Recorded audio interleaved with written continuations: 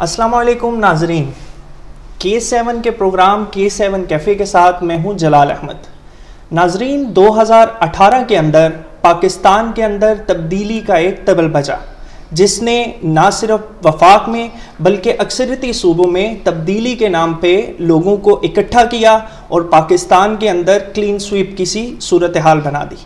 ये तब्दीली आगे चलते हुए पाकिस्तान में बहुत सारे काम करती रही और इस वक्त 2021 के इलेक्शन आज़ाद कश्मीर के अंदर तब्दीली के नारे के साथ, बदलो कश्मीर के साथ आज़ाद कश्मीर में तहरीक इंसाफ एक्टिव है। आज हमारे मेहमान इसी निस्बत से मौजूद हैं चौधरी अंसर सारम, जो कि डिप्टी सेक्रेटरी इत्तलात हैं तहरीक इंसाफ आज़ाद कश्मीर। मैं उनके साथ आपका तारुफ करवाऊंगा। अस्सलाम वालेकुम जनाब। वालेकुम सलाम। क्या हाल है? जी अल्लाह का करम, फर्स्ट क्लास। तहरीक इंसाफ के जिसने पाकिस्तान के अंदर तब्दीली के नारे से निकली और हमने देखा कि बड़ी तादाद में यूथ ने उनका साथ दिया, इमरान खान साहब का, और बड़ी तादाद में फिर उन्होंने तब्दीली को प्रूफ किया। आप आज़ाद कश्मीर में क्या सूरत हाल देखते हैं? देखिए जी, अब जिस तरह के इस आज़ाद कश्मीर के इलेक्शन से पहले जीबी में इलेक्शन हुए हैं, तो बड़ी तादाद में वहाँ पे भी जीबी में तहरीक इंसाफ ने गवर्नमेंट बनाई है।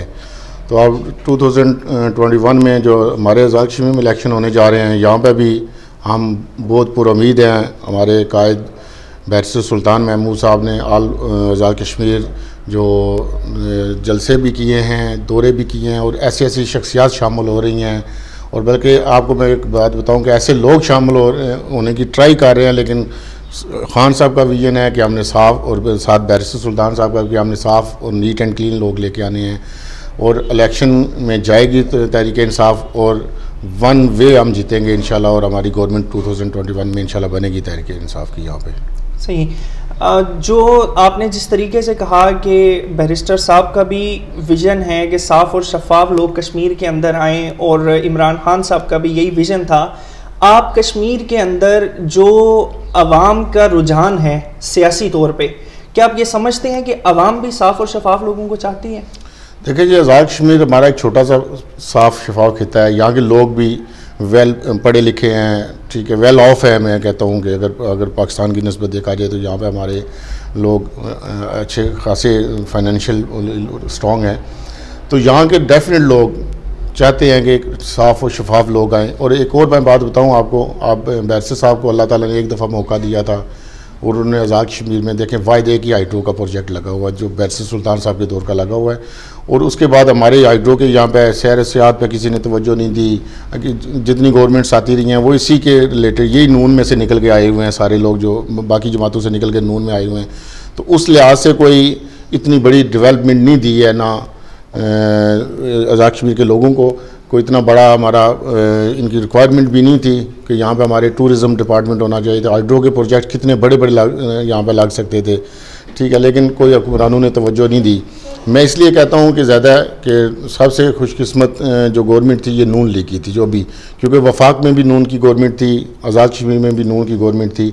अगर वो चाहते तो एक बड़े बड़े यहाँ पे तरक्याती काम और बड़े बड़े प्रोजेक्ट्स लेके आ सकते थे, ठीक है, लेकिन अनफॉर्चुनेटली यहाँ पे जो हमारे यहाँ के जो लीडर हैं, जो हमारे यहाँ की क़यादत थी, उसने उतना कोई लोग कहते हैं जी हमने रोड्स बना दिए हैं।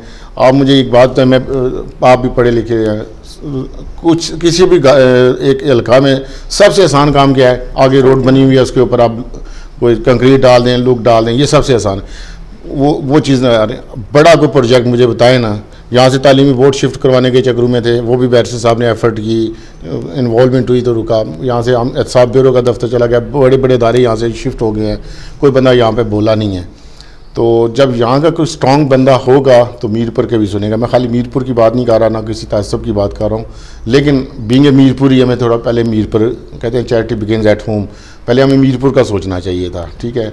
बैरिस्टर साहब जब प्राइम मिनिस्टर रहे हैं, आप देख लें कि सबसे बड़ा मुश्किल काम होता है कि बंदा एक आज़ाद कश्मीर का प्राइम मिनिस्टर हो, जिस हल्के से वो इलेक्शन कंटेस्ट करता हो, उस एरिए में तजावज़ात का जो हाल था आपने देखा होगा, 2000 से पहले का जो हाल था, यहाँ से एक सिंगल गाड़ी गुजरना मुश्किल थी। तो आपने कहाँ अकबर रोड से लेके अलामा इकबाल रोड, ये सारी रोड्स की तजावज़ात हटाई। और उसके बाद 2001 के इलेक्शन में आपको भी पता है सब लोग खफा हो गए कि हमारे प्लाजे तोड़वाए गए हैं, लेकिन वो गैर कानूनी बने हुए थे, आगे आए हुए थे, ग्रीन बेल्ट्स पे आए हुए थे, पार्किंग एरियाज़ में आए हुए थे। लेकिन आज आप जो हमारे बच्चे यहाँ पे आते जाते हैं, वो सिर्फ मैं कहता हूँ वो हम सलाम पेश करते हैं कि बैरिस्टर साहब ने प्राइम मिनिस्टर थे तो ये तजावज़ात हटाई। मतलब उस लिहाज से ये कि उनका बड़ा कारनामा था। प्लस उसके बाद आप देखें कि सुई गैस लेके आए बैरिस्टर साहब 2020 साल गुजर गए हैं। ये तो आप वैसे लोग दावे करें जो मर्ज़ी करें, जो ना माने तो उसकी क्या कह सकते हैं, लेकिन उन 20 सालों के बाद आप मुझे ये बताएं कोई चीज़ लाना मुश्किल होता है, उसको आगे एक्सटेंड करना कोई मुश्किल नहीं होता। पीपल्स पार्टी की गवर्नमेंट आई वहाँ पे वफाक में भी और यहाँ पे भी रही, 1 इंच सुई का गैस आगे नहीं बढ़ा सके। अब ये सबसे अच्छा मौका था सही साहब के लिए कि वफाक में भी नून की गवर्नमेंट थी, नवाज शरीफ साहब फंड्स भी दे रहे थे, यहाँ पर उन्होंने कुछ नहीं किया। वो सिर्फ बस जो भी मैं तो कहता हूँ कि वो सियासत में नए थे। सियासी विजन और होता है, बिज़नेस और होता है, ठीक है। बहरहाल चलें जो भी हुआ, अब अल्लाह ताला के करम से पाकिस्तान में हमारी पीटीआई की गवर्नमेंट है। अल्लाह करे कल हमारी गवर्नमेंट बनेगी, बैरिस्टर सुल्तान महमूद वज़ीर आज़म होंगे। आई एश्योर यू कि बिफोर इलेक्शन बैरिस्टर साहब की एफर्ट से बैरिस्टर साहब 3-4 मुलाकातें जो हमारे फेडरल मिनिस्टर हैं उमर अयूब साहब से मुलाकात करके उन्होंने वो फंड्स भी रखवाए। ये क्रेडिट गवर्नमेंट नून लीग की लेती है कि जी हमने ये रखवाए, वो सारा मैं इन पिक्चर आऊँ, क्योंकि एक दफ़ा मैं सुल्तान महमूद साहब के साथ खुद गया था उमर अयूब साहब के पास, तो उन्होंने एफर्ट्स करके ये चीज़ें प्रोवाइड की थी। वो बिफोर इलेक्शन भी काम शुरू हो जाएगा।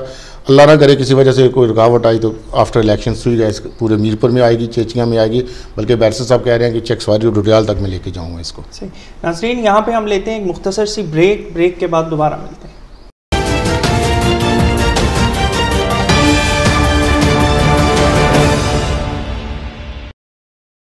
जी नाज़रीन, हमारे साथ मौजूद हैं चौधरी अंसर सारम साहब। उनसे बात हो रही थी वक्फे से पहले पॉलिटिक्स पे। अब मैं इनके साथ कुछ मुख्तसरन इस तरफ आना चाहूँगा कि चौधरी अंसर सारम साहब, आपने तालीम कहाँ से ली और सियासत का आगाज़ कहाँ से किया?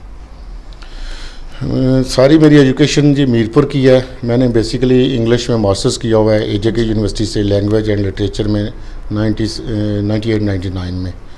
तो जब हमारी कन्वोकेशन हुई तो तब बैरिस्टर सुल्तान साहब प्राइम मिनिस्टर थे। अच्छा। तो I receive by degree from barrister साहब 99 में, वो आई थिंक हमारे कॉलेज में कन्वोकेशन हुआ था तब ली थी। तो उसके बाद मैंने 2000 में, बल्कि 99 में मेरी लेक्चरशिप अपॉइंटमेंट भी हुई गर्ल्स कॉलेज जीरा में। मैंने कोई 2 दिन वहाँ पर ज्वाइन भी किया, ठीक है। फिर मुझे वो मेरे मजाज में नहीं थी कि वो भी मैंने रिज़ाइन करके आ गया। फिर उसके बाद मेरी 99 में ही असिस्टेंट कमिश्नर अपॉइंटमेंट हुई। तो बेसिकली मेरे वालिद साहब ने सर्व किया हेल्थ डिपार्टमेंट में 42 इयर्स। तो जॉब्स का मैं इतना पसंद नहीं करता था, हालांकि अच्छी जॉब थी। आज आप अंदाज़ा लगा लें कि आज मेरी 45 एज हुई है, तो अगर मैं 99 में मैं असिस्टेंट कमिश्नर था तो आज तो डेफिनेट मैं 22 ग्रेड में चला गया होता। तो सच्ची बात है, सिर्फ इस वजह से मैंने वो जॉब ज्वाइन नहीं की कि मैं शायद एक सही रास्ते पर ना चल सकूं। मेरा अपना था कि मैं अपना बिज़नेस करूंगा। फिर मैं मेडिसिन के बिज़नेस में चला गया। मेडिसिन के बिज़नेस में मैंने डिस्ट्रीब्यूशनल नेटवर्क किया आज़ाद कश्मीर लेवल पे। वो 2015 तक मैं बिज़नेस करता रहा। 2001 से ही, बल्कि उससे पहले ही मैं बैरिस्टर साहब से ही था इन्वॉल्व पॉलिटिकली, लेकिन तब दैट वाज उस टाइम में बहुत यंग था। तो माशाल्लाह आप अब भी हैं। नहीं, बस आप नाम के यंग रह गए हैं। तो दूसरा ये है कि बैरिस्टर साहब के साथ मेरी एफिलिएशन तब बढ़ी जब हमारे फैमिली में आपने सुना होगा कि 98 में ब्लैक कैट कमांडोज आए थे समानी सेक्टर में ना, सेरी बंडाला में। तो वो 22 बंदे शहीद करके गए थे। ये भी कल परसों जिनका, अच्छा, तो बिल्कुल हाँ जी। तो वो मेरे सेकंड कज़न की सारी फैमिली थी, ठीक है। और मैं मतलब बड़ा that time barrister Sultan was prime minister. वो गए भी, बल्कि उनको आर्मी ने रोकते रहे हैं कि आपने नहीं जाना। उन्होंने कहा जी मेरे बंदे यहाँ शहीद हुए हैं, मैं ज़रूर जाऊँगा। आपको पता है बैरिस्टर साहब की कमिटमेंट कश्मीर के लोगों के साथ है, ना सिर्फ आज़ाद कश्मीर के लोगों के साथ उनकी कमिटमेंट है, बल्कि मकबूजा कश्मीर के लोगों के साथ वो ज़्यादा कमिटमेंट है उनकी। अब दैट्स वाई आप देखें ये कर्फ्यू का समा ये और इस तरह की चीज़ों के बावजूद भी राजा फारूक हैदर साहब प्राइम मिनिस्टर हैं आज़ाद कश्मीर के, लेकिन वहाँ पे मकबूजा कश्मीर में आपने सुना भी होगा कि वहाँ पे पिक्चर्स लगती हैं तो बैरिस्टर सुल्तान साहब की पिक्चर्स लगती हैं। वो इस वजह से कि वहाँ के लोग भी समझते हैं कि हमारा कोई मसीहा है, हमारी कोई बात करता है, इंटरनेशनल लेवल पर भी करता है, यहाँ पर पाकिस्तान में भी आज़ाद कश्मीर में भी, तो वो बैरिस्टर सुल्तान साहब हैं। तो उसी की वजह से फिर मेरी एफिलिएशन बैरिस्टर साहब के साथ बढ़ती चली गई, तो आज तक वो है, मतलब चल रहे हैं, अल्लाह करे, और सारी ज़िंदगी इंशाल्लाह सुल्तान महमूद साहब के साथ रहेंगे। सही। ज़िंदगी में पहली मर्तबा सियासत कब की और किसके साथ की? सियासत तो बंदा घर से शुरू करता है, ज़रा चल समझे, जब पहले जिस बंदे ने पहला झूठ मार दिया समझे सियासत शुरू हो गई। तो सियासत में अमूमन कॉन्सेप्ट यही है कि लोग झूठ बोलते हैं, ये करते हैं, लेकिन सच्ची बात बताऊं कि सियासत कुछ समय नहीं, बस चलते चलते आ गई है बैरिस्टर साहब के साथ ही। लेकिन बैरिस्टर साहब की एक बात मुझे पसंद है कि वो कभी झूठ नहीं बोलते, ऑनेस्ट, और कभी रॉन्ग कमिटमेंट नहीं, जिससे जो वादा करते हैं, जो होने वाला होता है वही बात करते हैं। यही आदत मुझे उनकी भी पसंद है, दैट्स व्हाई मैं भी वही कोई बात करता हूँ जो मैं पूरी कर सकता हूँ। सही। आपने बैरिस्टर सुल्तान महमूद चौधरी साहब के साथ सियासत का आगाज़ भी किया और उन्हीं के फिर हम सफ़र भी रहे।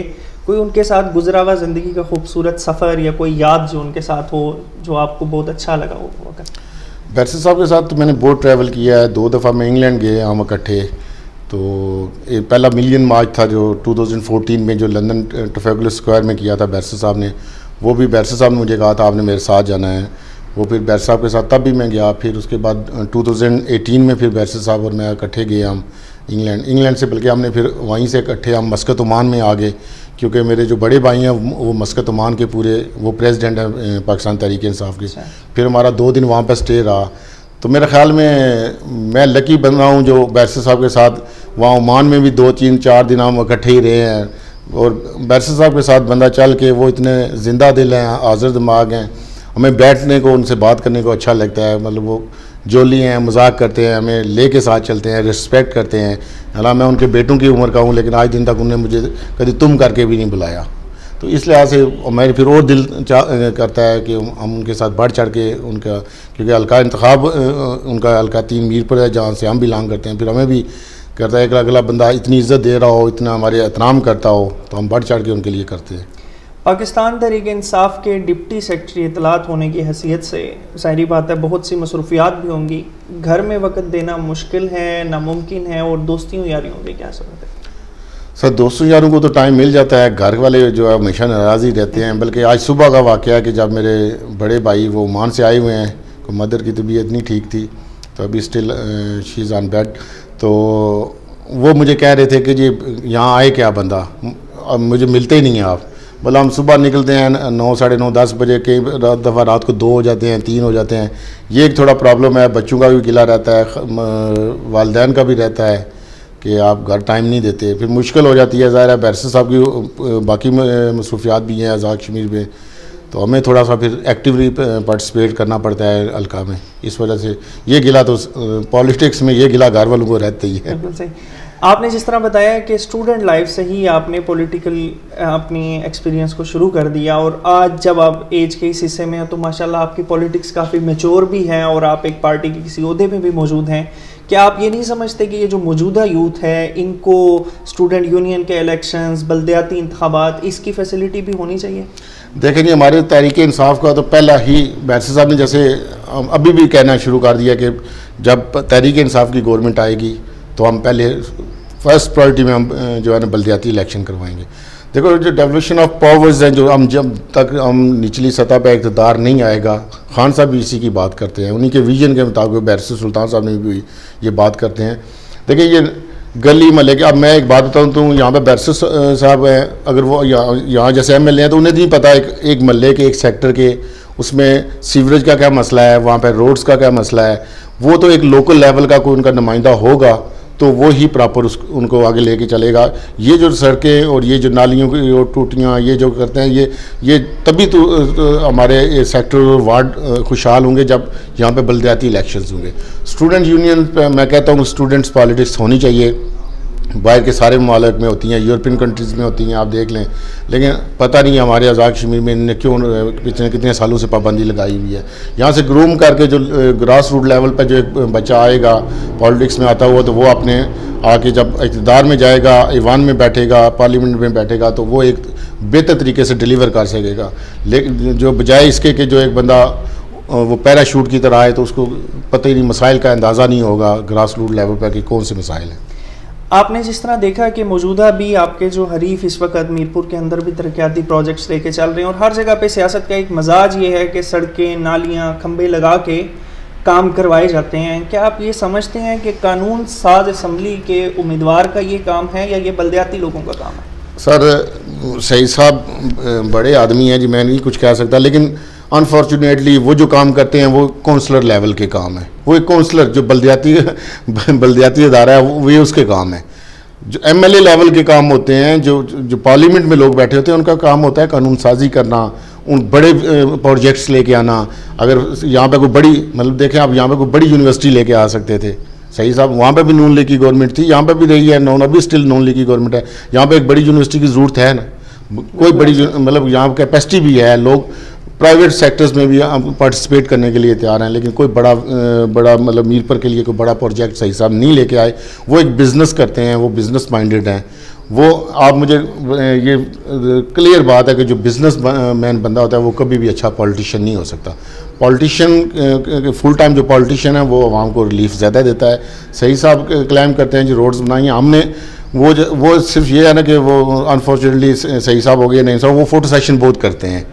तो अभी भी मैं आपको गिन के बता सकता हूँ, ये आप देखें अकबर रोड बनी है, बड़ी कॉर्पोरेट रोड बनी है, हमारी कोई तख्ती नहीं, बैरिस्टर सुल्तान साहब ने कोई ओपनिंग नहीं की, कोई फ़ोटो सेशन नहीं किया।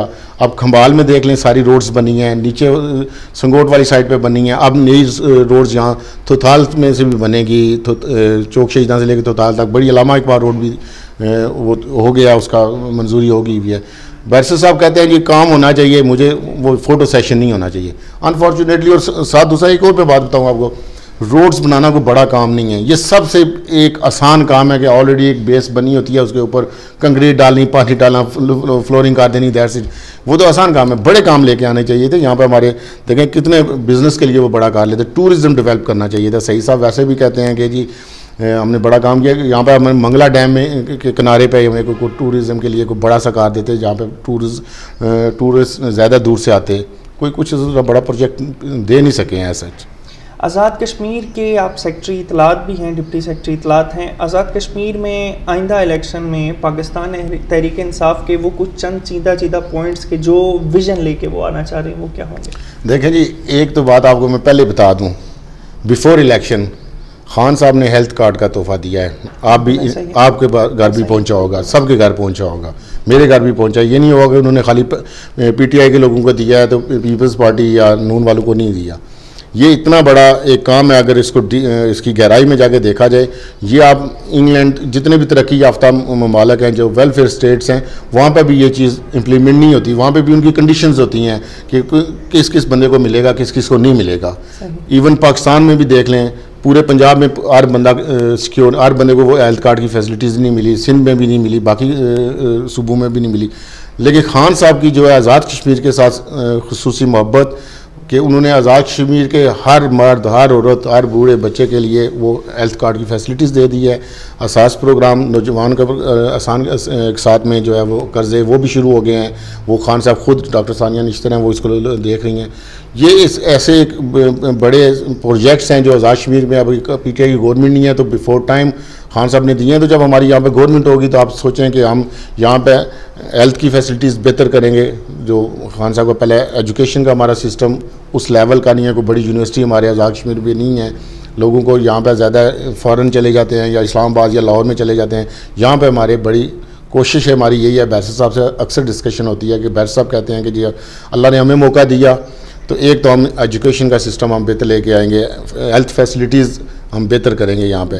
प्लस जो हाँ बैरिस्टर साहब ने कहा हुआ है कि सुई गैस हम इस पूरे एरिया में होगी, ना सिर्फ चेचिया में जाएगी, चक्सवारी डुडियाल तक जाएगी। और साथ आखिरी जो उन्होंने कहा हुआ है खान साहब को के साथ उन्होंने कमिटमेंट की हुई है कि मीरपुर के लोगों को बैरिस्टर साहब इंशाल्लाह एयरपोर्ट का तोहफा भी देंगे इंशाल्लाह।